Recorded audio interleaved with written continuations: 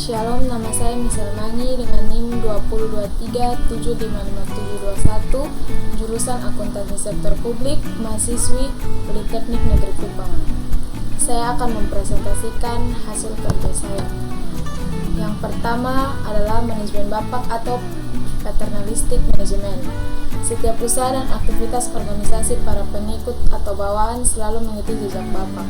Kebaikan manajemen Bapak yaitu jika Bapak atau pemimpin tetap dalam proporsi yang benar, maka pekerjaan dapat cepat dikerjakan sehingga tujuan tercapai dengan baik. Kelemahan, jika Bapak atau pemimpin tidak benar, maka perusahaan akan hancur. Yang kedua, majunya organisasi tergantung kecakapan pemimpin. Yang kedua, manajemen tertutup atau closed management. Dalam manajemen ini, manajer tidak beritahu atau diinformasikan keadaan perusahaan kepada bawahan walau dalam batas-batas tertentu. Kelemahannya, kerahasiaan dan keadaan perusahaan sangat terjamin. Yang kedua, pengambilan keputusan cepat karena tidak melibatkan partisipasi bawahan dalam pengambilan keputusan. Kebaikannya, kerahasiaan dan keadaan perusahaan sangat terjamin. Yang kedua, pengambilan keputusan cepat karena tidak melibatkan partisipasi bawahan dalam pengambilan keputusan. Yang ketiga, manajemen terbuka atau open management. Yang pertama, manajer lebih terbuka kepada bawahan. Yang kedua, menginformasikan apa yang harus diketahui bawahan dalam batasan tertentu. Yang keempat, manajemen demokrasi atau democratic management. Hampir sama dengan manajemen terbuka, khususnya dalam pengambilan keputusan, para bawahan turut berpartisipasi di dalamnya. Perbedaan manajemen terbuka dan demokrasi. Yang pertama, manajemen demokrasi hanya dilakukan dalam suatu organisasi, sedangkan manajemen terbuka bisa dalam organisasi atau perusahaan. Yang kedua, manajemen demokrasi setiap anggota ikut ambil keputusan berdasar suara terbanyak, sedangkan manajemen terbuka didasarkan pada pemimpin. Yang kelima, pendekatan, kebiasaan, kelakuan antar individu, kelakuan kelompok, sistem kerja sosial, sistem sosioteknik, teori keputusan, pusat komunikasi, matematis, situasional, sumber daya manusia, dan kombinasi. A. Pendekatan kebiasaan, upaya untuk kembangkan ulang manajemen melalui sejumlah kasus dan surat transfer tentang pelajaran yang dapat ditarik dari pengalaman. B. Kelakuan antar individu dalam konteks sosial dan lingkungan. Yang pertama, sopan santun terhadap orang yang lebih tua. Yang kedua, menghargai pendapat orang lain. Yang ketiga, bersikap toleransi terhadap perbedaan. Yang keempat, menolak unsur radikal dan provokasi. Yang kelima, tidak hidup secara berlebihan dan pamer. Yang keenam, sikap rendah hati dan tidak minder.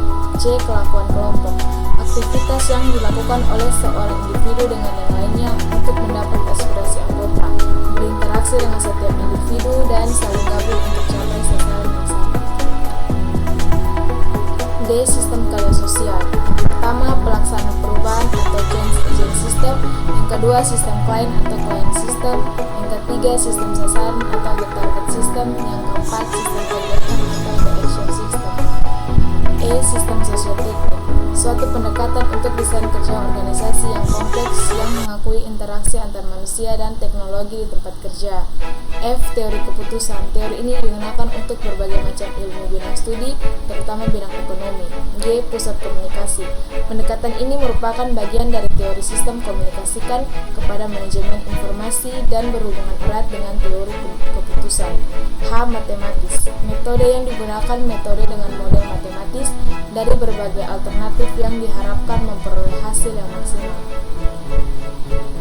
I. Situasional sumber daya manusia, pendekatan ini mempelajari manajemen didasarkan pada sifat situasional internal atau eksternal organisasi tersebut. J. Sumber daya manusia, mempelajari mengenai masalah individu, kelompok kerja, dan motivasi apa yang dapat meningkatkan produktivitas SDM. K. Kombinasi, menyatukan beberapa pengetahuan yang berhubungan dengan manajemen pada pekerjaan manajer. 6. A. Perencanaan menyangkut dengan penyusunan konsep serta kegiatan yang telah ditetapkan demi masa depan yang lebih baik.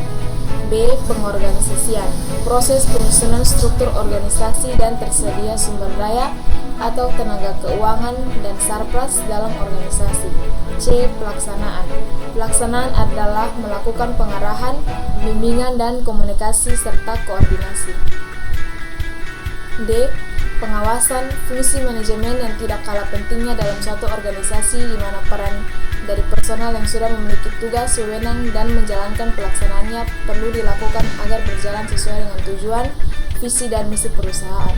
E. Pengendalian. Proses pemantauan, penilaian, dan pelaporan bencana atas pencapaian tujuan yang telah ditetapkan untuk tindakan korektif guna penyempurnaan lebih lanjut. F. Evaluasi. Proses penilaian yang dilakukan oleh peneliti untuk menentukan baik buruknya suatu program. Baik kuetes dari saya, kegagalan hanyalah kesempatan untuk mulai lagi, kali ini lebih cerdas. Mohon maaf bila ada kesalahan kata dalam pengucapan saya. Sekian dan terima kasih.